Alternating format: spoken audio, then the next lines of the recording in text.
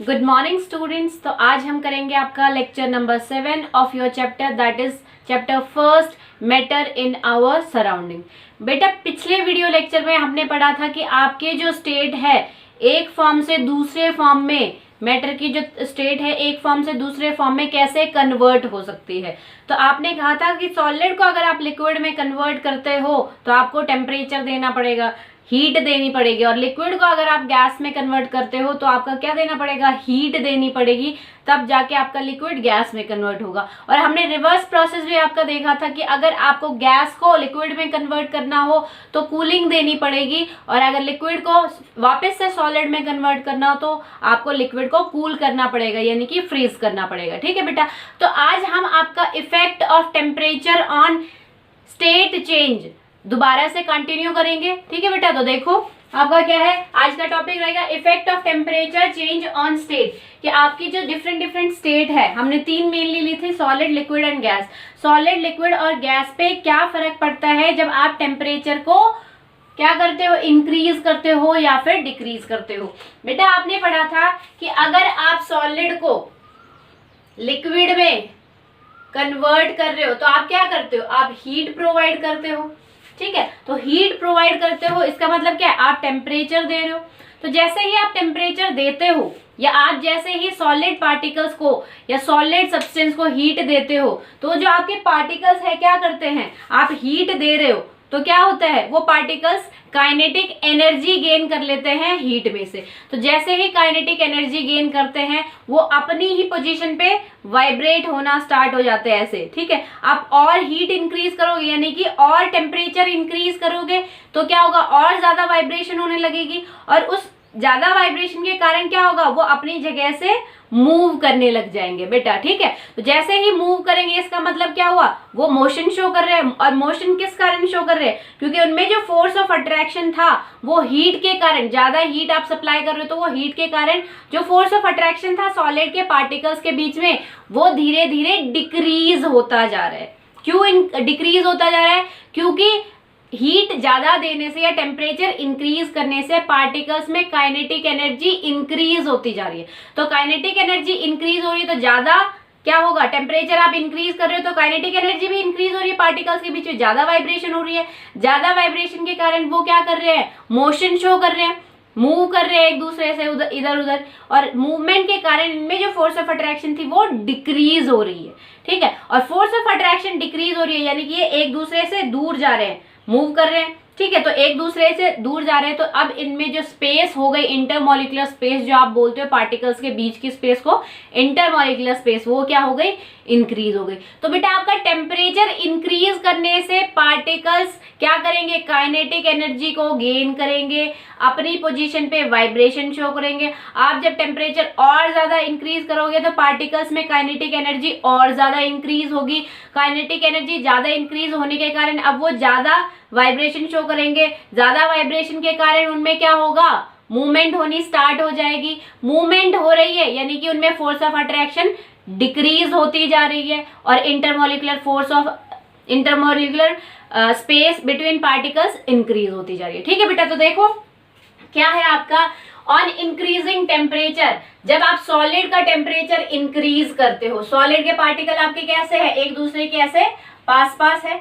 ठीक है, तो जब आप सॉलिड का टेम्परेचर इंक्रीज कर रहे हो तो ये आपके पार्टिकल्स क्या कर रहे हैं, काइनेटिक एनर्जी ले रहे हैं। ठीक है, काइनेटिक एनर्जी ले रहे हैं, तो जब आप टेम्परेचर बेटा इंक्रीज कर रहे हो तो काइनेटिक एनर्जी क्या हो गई, और ज्यादा इंक्रीज हो गई।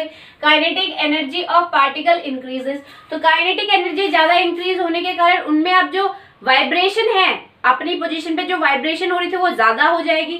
ठीक है, और ज्यादा होने के कारण क्या करेंगे, वो मोशन शो करने लग जाएंगे, क्योंकि काइनेटिक एनर्जी क्या होती है, मोशन के कारण जो एनर्जी होती है, एनर्जी ड्यू टू या energy by virtue of motion is known as kinetic energy. ठीक है, तो आपकी क्या होगी, उस एनर्जी की वजह से मोशन होने लगा है पार्टिकल में। ठीक है बेटा, तो यानी कि आप कह सकते हो अब पार्टिकल आसानी से, सॉलिड के पार्टिकल आसानी से मूव करने लगे हैं। ठीक है, अपनी पोजीशन से इधर उधर मूव करने लगे, यानी कि अब आपके सॉलिड पार्टिकल कैसे पार्टिकल्स में कन्वर्ट होने लगे हैं, लिक्विड के पार्टिकल्स में। उनकी जो इंटरमॉलिक्यूलर स्पेस जो बढ़ गई है वो अब किससे रिजेंबल कर रही है, किसके जैसी होने लग गई है, लिक्विड पार्टिकल्स के जैसी होने लग गई है। या फिर आप कहो कि उनमें जो फोर्स ऑफ अट्रैक्शन डिक्रीज हुई है मूवमेंट के कारण, वो अब कैसे कितनी अमाउंट की फोर्स ऑफ अट्रैक्शन हो गई, जितनी लिक्विड पार्टिकल्स में होती है। तो आप कह सकते हो कि उस टाइम पे सॉलिड जो है मेल्ट होना स्टार्ट होता है। ठीक है, कि जब आपने टेम्परेचर इंक्रीज किया तो पार्टिकल्स में काइनेटिक एनर्जी भी इंक्रीज हो गई। काइनेटिक एनर्जी इंक्रीज होने के कारण पार्टिकल्स मोशन शो करने लग गए, एक दूसरे से दूर दूर होने लग गए, फास्टली मूव करने लग गए। तो अब वो कन्वर्ट होना स्टार्ट हो जाएंगे। या फिर आप कह सकते हो कि सॉलिड जब लिक्विड में कन्वर्ट होता है, तो यहाँ पे मैंने एक टर्म लिखवाई थी, उसको क्या बोलते हो, मेल्टिंग। क्या बोलते हो, मेल्टिंग, या क्या बोलते हो, फ्यूजन।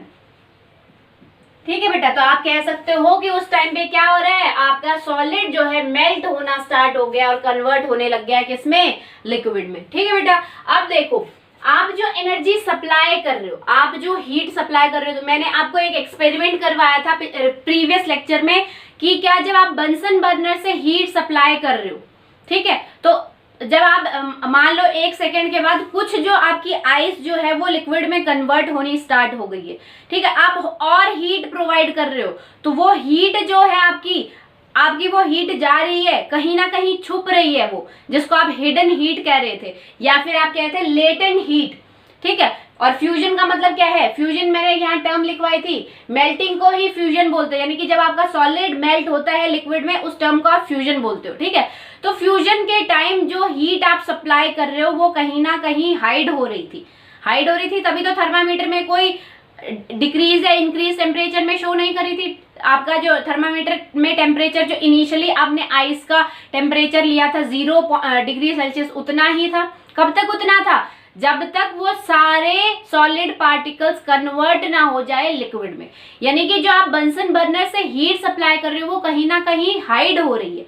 हाइड को आप बोल रहे थे लेटेंट, तो उस हीट को आप क्या कहते हैं, लेटेंट हीट ऑफ फ्यूजन, कि जो आपकी हीट रिक्वायर हो रही है फ्यूजन करने के लिए, यानी कि मेल्टिंग करने के लिए, सॉलिड पार्टिकल्स को लिक्विड में कन्वर्ट करने के लिए, वो हीट आपकी कहाँ हाइड हो रही है, या फिर आप कहो वो कहाँ यूज हो रही है, वो यूज हो रही है जो आपके बाकी बचे हुए जो आइस है आपकी, उनमें जो पार्टिकल्स है उनके बीच में जो फोर्स ऑफ अट्रैक्शन है उसको ब्रेक करने में। ठीक है, कहाँ यूज हो रही है, उन फोर्स पार्टिकल्स के बीच में जो रिमेनिंग, जो अभी तक लिक्विड में कन्वर्ट नहीं हुए पार्टिकल्स, उन पार्टिकल्स के बीच में जो फोर्स ऑफ अट्रैक्शन है जिसके कारण वो अब भी जुड़े हुए हैं, उनको ब्रेक करने में यूज हो रही है। ठीक है, तो आप कह सकते हो एनर्जी सप्लाइड बाय हीट, कि जो आपकी हीट दी जा रही है या एनर्जी दी जा रही है बंसन बर्नर से, ओवरकम कहाँ यूज हो रही है, वो the force of attraction between particle, वो पार्टिकल्स के बीच में जो फोर्स ऑफ अट्रैक्शन है उसको ओवरकम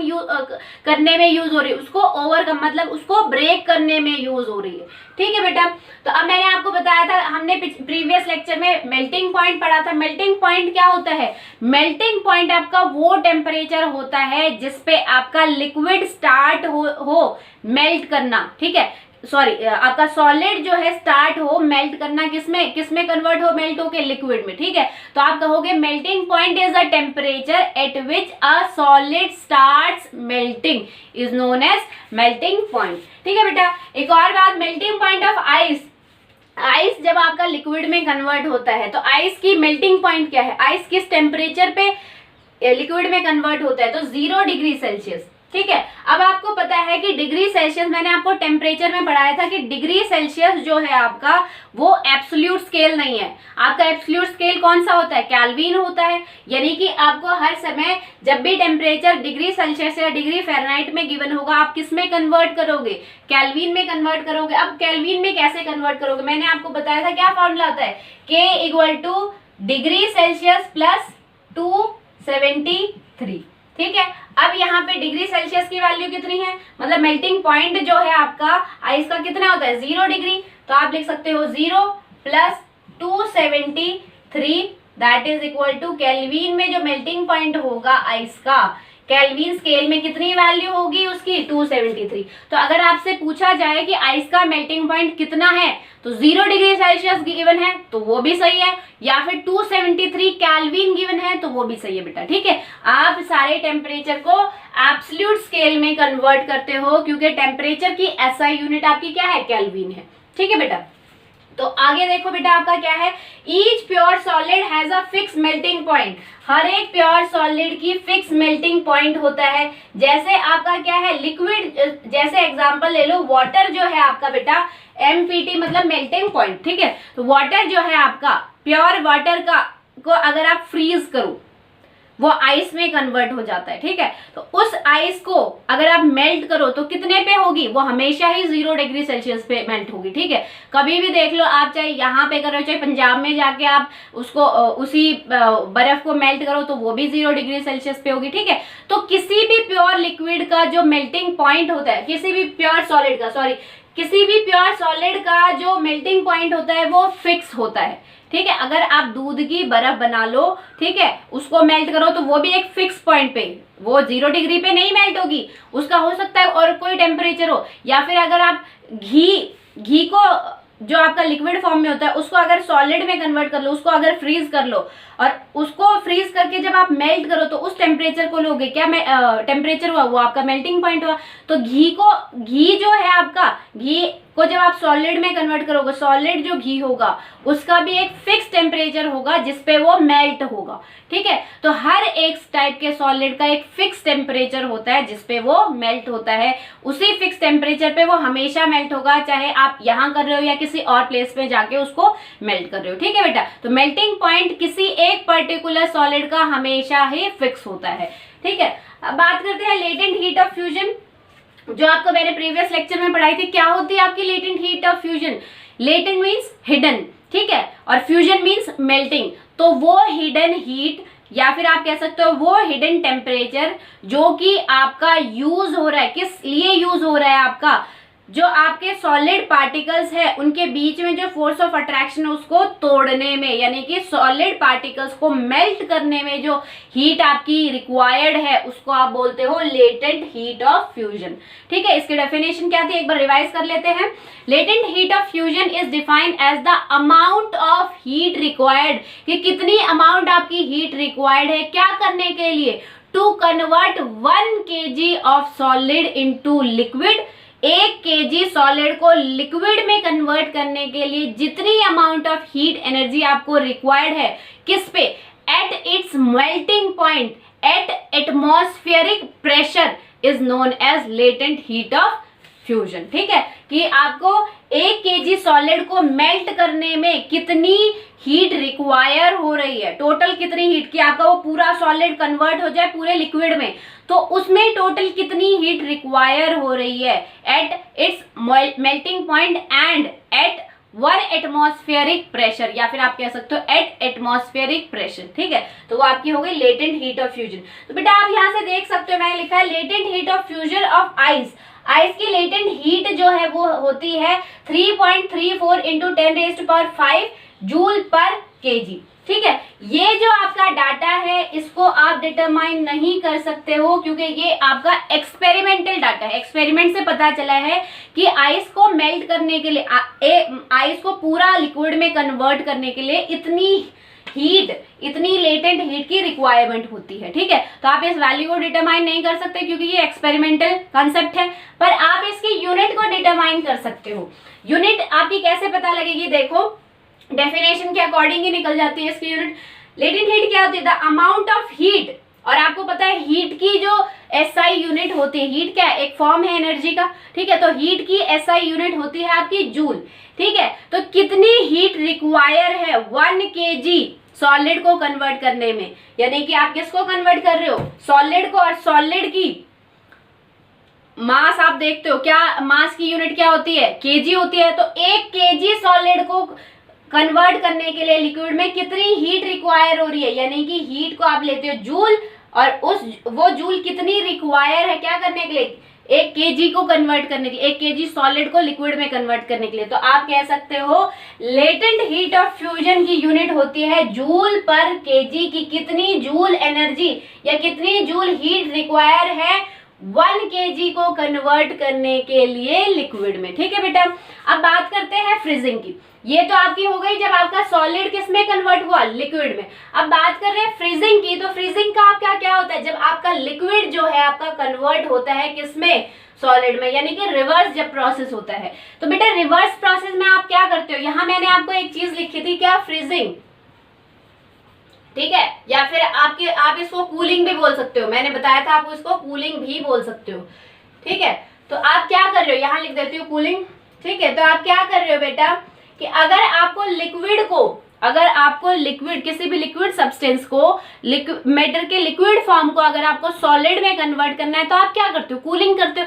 और कूलिंग में आपका होता क्या है, कूलिंग में आपका टेम्परेचर डिक्रीज होता है। ठीक है, फ्रीजर में क्या होता है, टेम्परेचर कम होता है ना, तभी तो हर चीज जाके ठंडी हो जाती है वहां। ठीक है, तो कूलिंग में आपका क्या होता है, टेम्परेचर डिक्रीज होता है। तो बेटा जैसे आप टेम्परेचर इंक्रीज कर रहे थे सॉलिड के टाइम में, सॉलिड को लिक्विड में कन्वर्ट करने के लिए आप क्या कर रहे थे, टेम्परेचर इंक्रीज कर रहे थे। तो क्या हो रहा था, पार्टिकल्स में जो काइनेटिक एनर्जी थी वो क्या हो रही थी, इंक्रीज हो रही थी।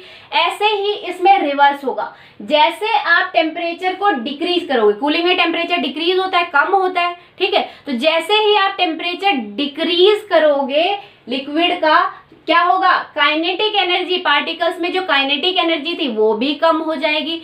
तो काइनेटिक एनर्जी कम होने के कारण जो उनमें फास्ट वाइब्रेशन हो रही थी वो भी कम हो जाएगी। और ज्यादा कूलिंग करोगे और ज्यादा टेम्परेचर डिक्रीज करोगे तो आपकी बिल्कुल ही वाइब्रेशन कम हो जाएगी, और वाइब्रेशन कम होने के कारण पार्टिकल जो है अपनी जगह पे वापस से आ जाएंगे। ठीक है, एक दूसरे से वापस आके अटैच हो जाएंगे। तो वापस आके अटैच हुए यानी कि क्या हुआ, आपने टेम्परेचर कम किया तो काइनेटिक एनर्जी के कारण जो पार्टिकल बहुत फास्ट मूव कर रहे थे लिक्विड के, उनमें काइनेटिक एनर्जी क्या हो गई, कम हो गई। टेम्परेचर कम तो काइनेटिक एनर्जी भी कम हो गई, और टेम्परेचर कम किया तो और काइनेटिक एनर्जी आपकी कम हो गई। तो अब पार्टिकल बहुत ज्यादा पास आ गए। तो आप कह सकते हो पार्टिकल पास है यानी कि फोर्स ऑफ अट्रैक्शन उनमें क्या है, बहुत ज्यादा हो गया है। और फोर्स ऑफ अट्रैक्शन ज्यादा है यानी कि उनमें इंटरमोलिकुलर स्पेस क्या हो गई, बहुत कम हो गई है। ठीक है, तो आप कह सकते हो कि जब आप टेम्परेचर को डिक्रीज करते हो यानी कि टेम्परेचर को जब कम करते हो तो जो पार्टिकल्स में काइनेटिक एनर्जी आई है वो भी क्या हो जाती है, डिक्रीज हो जाती है। ठीक है, टेम्परेचर डिक्रीज तो kinetic energy decrease, temperature increase तो kinetic energy between particles increase. ठीक है, तो जब आपका काइनेटिक एनर्जी डिक्रीज हो गई तो force of attraction, kinetic energy decrease हो रही है यानी कि पार्टिकल्स अपनी एनर्जी कम, उनकी पार्टिकल्स की एनर्जी कम हो गई। तो कम, जब एनर्जी कम हो जाती है तो हर चीज क्या आ जाती है, रेस्ट पे आने लग जाती है, आलकसी हो जाती है। तो रेस्ट पे आ रही, पास पास आएंगे पार्टिकल। तो पास पास आने के कारण उनमें फोर्स ऑफ अट्रैक्शन क्या हो गई, मैक्सिमम, या आप कह सकते हो फोर्स ऑफ अट्रैक्शन इंक्रीज हो गई है। ठीक है बेटा, तो यहाँ देखो आपका, तो जैसे ही फोर्स ऑफ अट्रैक्शन आपकी इंक्रीज हो गई यानी कि पार्टिकल पास पास आ गए, तो अब आप देख सकते हो पार्टिकल्स आपके पास पास आ गए। पहले लिक्विड के दूर दूर थे तो टेम्परेचर कम करने से काइनेटिक एनर्जी कम हो गई और वो एक दूसरे के पास पास आ गए। फोर्स ऑफ अट्रैक्शन इंक्रीज हो गई, इनमें जो अट्रैक्शन फोर्स थी वो इंक्रीज हो गई। तो अब आप देख सकते हो ये जो पार्टिकल्स आपके किसकी तरह दिख रहे हैं, आपको सॉलिड की तरह दिख रहे हैं। तो आप कह सकते हो कि लिक्विड जो है टेम्परेचर डिक्रीज करने से लिक्विड पार्टिकल्स क्या हो गए, फ्रीज हो गए, उनमें फ्रीजिंग हो गई या फिर कूलिंग हो गई। ठीक है, तो देखो बेटा क्या हो रहा है, आपका टेम्परेचर डिक्रीज करने से देखो क्या होता है, ऑन डिक्रीजिंग टेम्परेचर, जब आप टेम्परेचर को डिक्रीज करते हो, किसी भी लिक्विड के टेम्परेचर को डिक्रीज करते हो तो क्या होता है, kinetic energy of particle decreases, particles की काइनेटिक एनर्जी भी डिक्रीज हो रही। Temperature decrease, kinetic energy decrease, ऐसे याद रखना है। Temperature increase, kinetic energy increase. ठीक है, उसके बाद जब आपका क्या हो रहा है, पार्टिकल्स में काइनेटिक एनर्जी डिक्रीज हो गई है यानी कि पार्टिकल अब लेजी बन गए, आलसी हो गए, एक दूसरे के पास पास आ गए। पहले बहुत फुर्ती से मूव कर रहे थे क्योंकि काइनेटिक एनर्जी क्या थी, ज्यादा थी। एनर्जी ज्यादा होती है तो हर इंसान जल्दी जल्दी काम करता है, जल्दी जल्दी मोशन करता है, जल्दी जल्दी मूवमेंट करता है। तो जैसे ही एनर्जी डिक्रीज हुई पार्टिकल्स थोड़े सुस्त हो गए और पास पास आ गए। ठीक है, तो क्या हो गया, attraction force pull the particle together. तो जब पास पास आ गए तो उनमें जो अट्रैक्शन है, फोर्स ऑफ अट्रैक्शन, वो क्या कर रही है, उन पार्टिकल्स को एक दूसरे को अपनी तरफ खींच रही है ताकि वो स्ट्रांगली बॉन्ड हो जाए। ठीक है। और क्या हो गया, लिक्विड फ्रीजेस। और इस टाइम पे जब पार्टिकल आपके पास आ जाएंगे, फोर्स ऑफ अट्रैक्शन इंक्रीज हो जाएगा, तो आपके जो सॉलिड पार्टिकल है कन्वर्ट हो गए होंगे किसमें, लिक्विड में। यानी कि लिक्विड जो लिक्विड पार्टिकल है आपके वो कन्वर्ट हो गए होंगे सॉलिड में। तो आप कह सकते हो कि इस टाइम पे लिक्विड जो है फ्रीज हो गया, लिक्विड जो है जम गया है। ठीक है, अब आपका देखते हैं बेटा फ्रीजिंग पॉइंट। फ्रीजिंग पॉइंट आपका क्या होता है, किसी भी लिक्विड को जब आप ऐसा टेम्परेचर जिसपे आपका लिक्विड फ्रीज हो जाए उसको आप फ्रीजिंग पॉइंट कहते हो। तो आप कह सकते हो किसी भी लिक्विड का जो फ्रीजिंग पॉइंट होता है वो उस जिस सॉलिड से बना है, वो लिक्विड जिस सॉलिड से बना है उसके मेल्टिंग पॉइंट के बराबर होता है। ये क्वेश्चन जो है बहुत सारे कंपटीशन एग्जाम में पूछा जाता है, मल्टीपल चॉइस क्वेश्चंस में।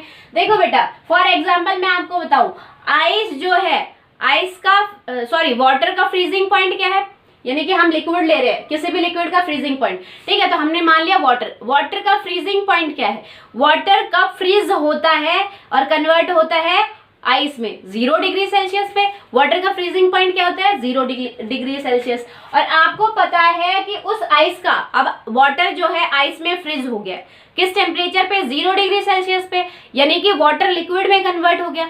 अब उस लिक्विड को अगर आप मेल्ट करो तो वो किस टेम्परेचर पे होगा, मेल्टिंग पॉइंट पे। और आपको पता है कि आइस का जो मेल्टिंग पॉइंट होता है वो कितना होता है, वो भी 0 डिग्री सेल्सियस होता है। तो आप कह सकते हो कि जो लिक्विड का फ्रीजिंग पॉइंट है, कौन सा लिक्विड, जो लिक्विड सॉलिड में कन्वर्ट हो रहा है, ठीक है, उसी का। ये नहीं है लिक्विड आपने अलग ले लिया और सॉलिड अलग ले लिया, आपको दोनों एक ही लेना पड़ेगा। ठीक है, तो लिक्विड का जो फ्रीजिंग पॉइंट है, यानी कि एक पर्टिकुलर लिक्विड जिस पॉइंट पे फ्रीज हो रहा है, जम रहा है, उसका जो टेम्परेचर है या उसका जो फ्रीजिंग पॉइंट है वो हमेशा इक्वल होता है उसी सॉलिड के, जब वो लिक्विड जम के जिस सॉलिड में कन्वर्ट हुआ है उसी सॉलिड का जो मेल्टिंग पॉइंट होता है उसके बराबर होता है। ठीक है, तो आप कह सकते हो कि जो फ्रीजिंग पॉइंट है किसका, लिक्विड का, वो हमेशा मेल्टिंग पॉइंट ऑफ सॉलिड के बराबर होता है। ठीक है, ये लिक्विड और सॉलिड आपको एक ही तरीके के लेने हैं। जैसे एग्जाम्पल मैंने यहाँ पे लिक्विड की जगह ले लिया था वाटर, कि अगर आप वाटर को फ्रीज करते हो तो वाटर फ्रीज होके आइस में कन्वर्ट होता है किस टेम्परेचर पे, 0 डिग्री सेल्सियस पे। मैंने आपको बताया था, नोट में भी लिखवाया था कि freezing point of water is 0 degree Celsius. और अभी मैंने आपको पढ़ाया था, या इससे प्रीवियस लेक्चर में पढ़ाया था कि मेल्टिंग पॉइंट ऑफ आइस, यानी कि आपका लिक्विड किस में कन्वर्ट हो रहा है, सॉलिड। और सॉलिड क्या है, आइस का फॉर्म है। ठीक है, आइस किसका फॉर्म है, सॉलिड का फॉर्म है। तो आप कह सकते हो melting point of ice, ice का मेल्टिंग पॉइंट क्या है, 0 डिग्री, यानी वाटर का फ्रीजिंग पॉइंट भी 0 डिग्री सेल्सियस होता है। और सॉलिड जिसमें, ये लिक्विड जिसमें कन्वर्ट हुआ है सॉलिड में, अगर उसी को मेल्ट करो दोबारा से लिक्विड में कन्वर्ट करने के लिए, तो उसका जो मेल्टिंग पॉइंट होता है वो भी 0 डिग्री सेल्सियस होता है। ठीक है, तो आप कह सकते हो कि पर्टिकुलर लिक्विड का फ्रीजिंग पॉइंट इक्वल होता है उसके सॉलिड का मेल्टिंग पॉइंट के बराबर। ठीक है, freezing point of liquid is equal to melting point of that solid. ठीक है, तो ये मोस्ट इंपॉर्टेंट है, इसको ध्यान रखना हमेशा, ये काफी कंपटीशन एग्जाम्स में आपका पूछा जाता है। ठीक है बेटा, तो अब बात करते हैं कि आपका सॉलिड तो लिक्विड में कन्वर्ट हो गया, अब आपकी जो दूसरी है कि लिक्विड गैस में कन्वर्ट होगा।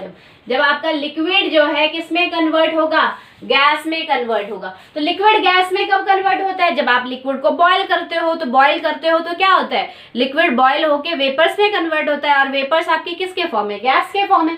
ठीक है, तो यहाँ पे क्या हुआ है, लिक्विड को जब आपने ज्यादा हीट दी, ठीक है, मैंने आपको बताया था यहाँ पे आप क्या देते हो, हीट देते हो। तो लिक्विड को जब आपने हीट किया, आपने हीट दी, तो वो क्या हुआ, बॉयल होना स्टार्ट हो गया।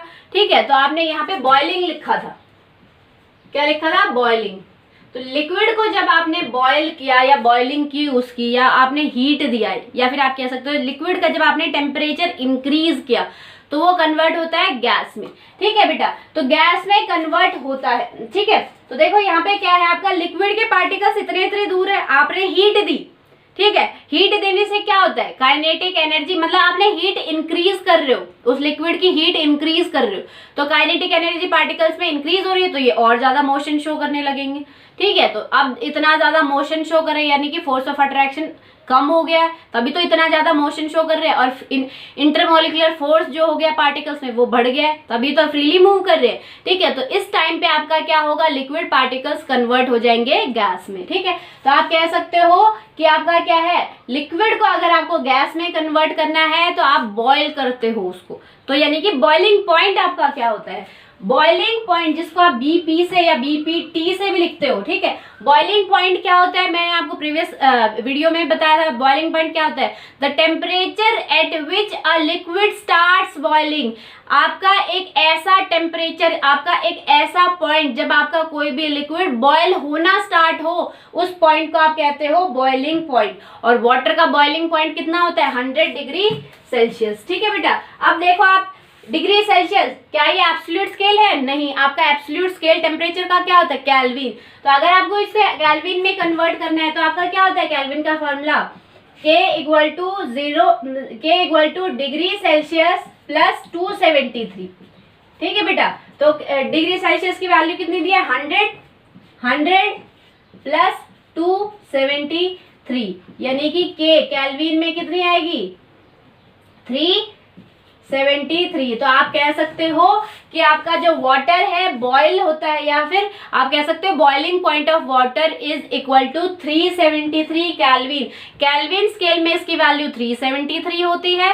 ठीक है, और अगर आप क्या बोलते हैं इसमें देखो, डिग्री सेल्सियस में देखो तो बॉइलिंग पॉइंट कितना होता है, 0 डिग्री सेल्सियस होता है। ऐसे ही बेटा अगर आप मेल्टिंग पॉइंट देखो आइस का, तो वो डिग्री सेल्सियस वाले स्केल में कितना होता है, 0 डिग्री सेल्सियस। और अगर केल्विन स्केल में आप देखो तो कितना होता है, 273 केल्विन, 273 केल्विन। तो आपको ये इंटर कन्वर्जन आना चाहिए, कई बार इनसे भी क्वेश्चन पूछ लेते हैं। ठीक है बेटा, तो अब देखते हैं कि आप क्या बोलते हैं, लिक्विड जो है, मैंने आपको प्रीवियस वीडियो में क्या करा था, एक एक्सपेरिमेंट करवाया था कि आप लिक्विड को बॉयल कर रहे हो, आप हीट दे रहे हो लिक्विड को। किससे हीट दे रहे हो, बंसन बर्नर से। जब हीट दे रहे हो तो आपका कुछ लिक्विड वेपर्स में कन्वर्ट होना स्टार्ट हो गया, पर बाकी लिक्विड अब भी लिक्विड फॉर्म में ही है।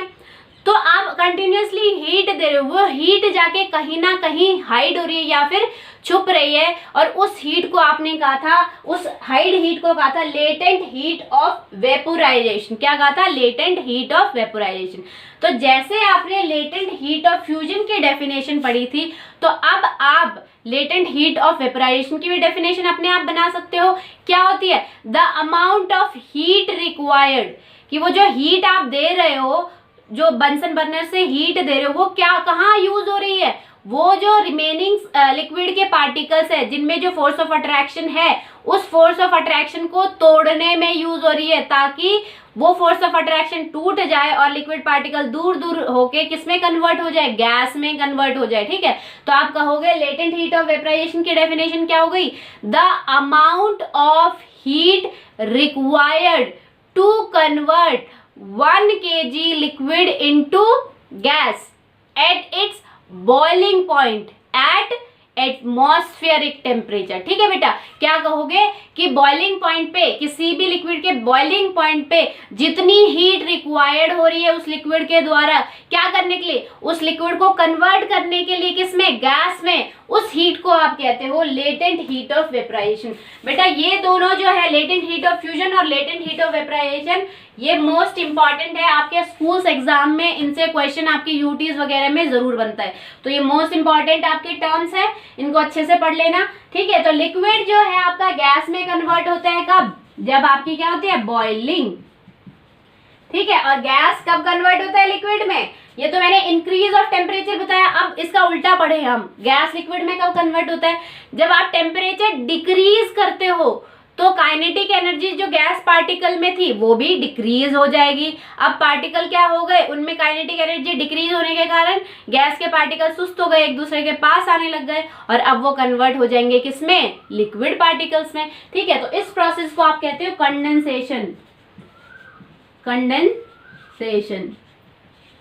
ठीक है बेटा, एक और मैंने आपको प्रोसेस बताया था कि जब आपका सॉलिड डायरेक्टली गैस में कन्वर्ट होता है तो उसको आप बोलते हो सब्लिमेशन। क्या बोलते हो, सब्लिमेशन।